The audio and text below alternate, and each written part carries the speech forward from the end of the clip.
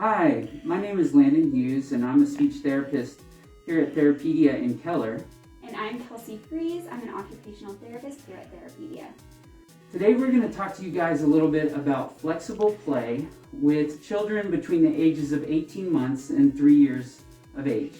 When we use the word flexible play, we're kind of talking about the way that kids can use toys in a way that is functional but may not be the design purpose for the toy. It's something that we use as a strategy for language facilitation, fine motor development, and just play in general in our therapy sessions quite a bit. But it's some various play styles that we've identified in observing kids that we work with. So there's 4 in particular. There are transporters, kids that put things in and out. There are movers and seekers. For example, taking the balls out of this bowl, getting up, walking to the chair, and dropping them off, picking them up later, putting them back in the bowl. So our next one is kiddos who like to do in and out with their toys. So like a puzzle, we'll take all the pieces out, then we'll put all the pieces back in. Now this is an important developmental stage because most kids learn how to take out.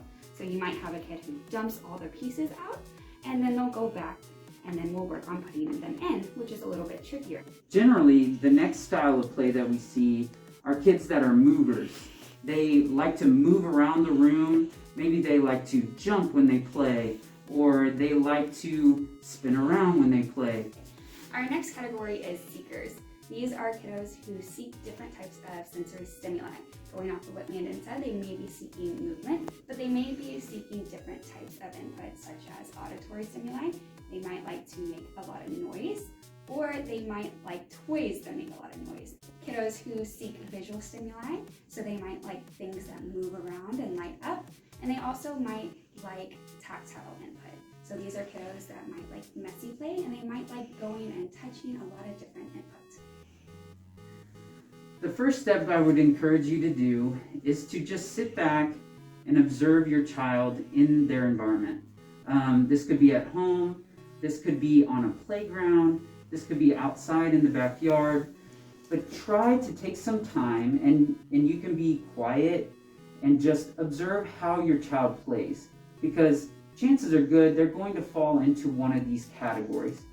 Some goals that Landon and I have identified, these are nice starting points, they're not official goals, are the first being joint attention. So is your child and you focusing on the same task for the same goal? Going off of joint attention, also looking at just general attention. So is the child able to sustain their interest to the task at hand for a set amount of time? The next thing that we look for when we're talking about flexible play, and in my opinion this is kind of where flexible play takes place. Once you've established your joint attention, you know your child's play style, then you try to incorporate your own spin on their play and see if they will imitate your version of their play. So once you get this imitation of your play style paired with your child's play style, that's where flexible play can happen. And so from there, you can work on things like turn taking, pairing that with joint attention, trying to initiate with verbalizations or word approximations in your play, and trying to sustain the play for a longer period of time by either imitating your child or having your child imitate your version of play. And the third thing that we look at is repetition. Are we able to do the thing for multiple trials? And this is a very important time because this is where we are able to refine our skills and really, as Landon said, build on that attention because they're able to do it multiple tries. We wanted to give you some examples of what we would consider to be flexible play. So we all have seen children that maybe they are in and out play type kids, maybe they are transporters, maybe they're a combination of all 4 different styles that we talked about before.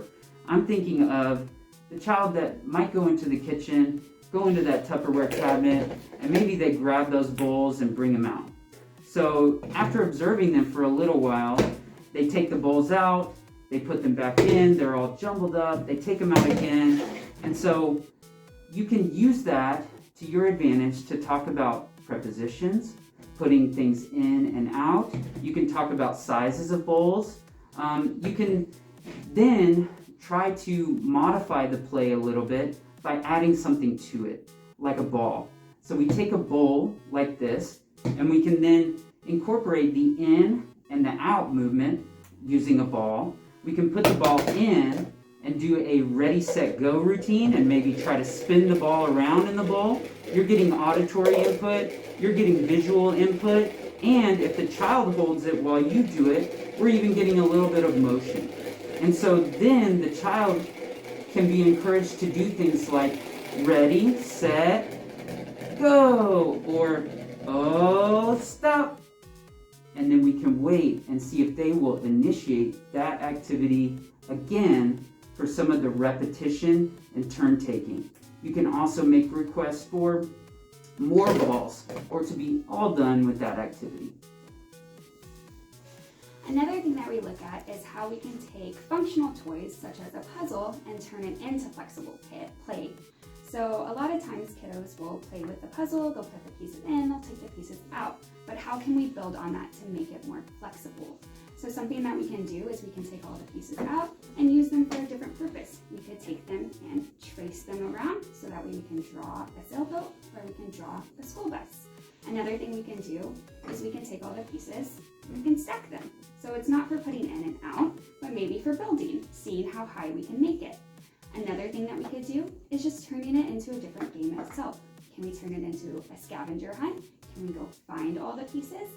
Now those are just some examples of how we can take a functional play item and turn it into more flexible play. We hope you've enjoyed our introduction to flexible play. Again, these are just some ideas. These are examples of things that maybe you've seen your therapist do in a session, or maybe they've just talked about in your session. If you have additional questions about functional play, play styles, or maybe some additional ideas for how to incorporate functional play in your daily life, feel free to leave us a comment or a suggestion, and thanks for your time.